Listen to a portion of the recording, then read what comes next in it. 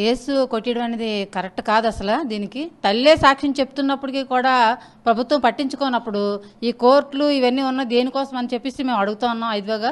ఎందుకంటే ఒక రాజకీయ పార్టీ వాళ్ళకి అధికారం సపోర్ట్ చేస్తున్నాయి కాబట్టే ఈ కేసుని మలుపు తిప్పించే ప్రయత్నం చేస్తున్నారు. లేకపోతే 19 సంవత్సరాలు సాగాల్సిన అవసరం లేదు. ఈ కేసుకి అయితే మాత్రం స్వతంత్రంగా ప్రూఫ్లు కనబడుతూ ఉన్నాయి. మహిళా సంఘంగా కార్యక్రమాలు చేస్తూ ఉన్నప్పటికీ కూడా ఈ అధికార పార్టీగా వాళ్ళకి సపోర్ట్ చేయడం వల్ల ఇది కేసు అనేది మాపు చేయడానికి ప్రయత్నాలు చేస్తున్నారు. మొత్తానికి ఏదైనా కేసు కొట్టేయాలని చెప్పేసి వాళ్ళు ప్లాన్ చేస్తున్నారు. ఈ కేసుని గట్టిగా డిమాండ్ చేస్తాము. మేడం చెప్పండి, ఈరోజు 19 ఏళ్ళ తర్వాత హత్య జరిగింది, నిందితుడు ఎవరూ దొరకలేదు, కానీ అస్థికలు తల్లిదండ్రులకు ఇస్తున్నారు. ఒక రకంగా మీకేమనిపిస్తుంది?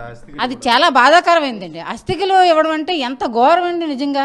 ఆ టెస్టులు చేయడం ఏంటి, అస్థికల రూపంలోని ఆ పిల్లలకి ఇది కరెక్ట్ కాదు, ఇది అత్యాచారం కాదు అని చెప్పేసి చెప్పడం, అది అస్థికల తల్లిదండ్రులకు ఇవ్వడం నిజంగా చాలా బాధాకరమైందండి.